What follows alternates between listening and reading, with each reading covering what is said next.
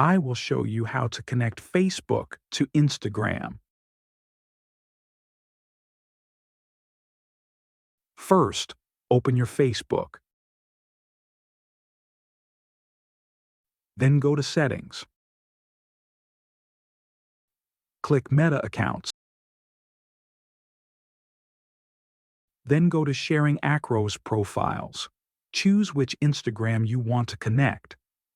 If not there, click Add Accounts. Later it will be directly connected to the active Instagram account in the Instagram application.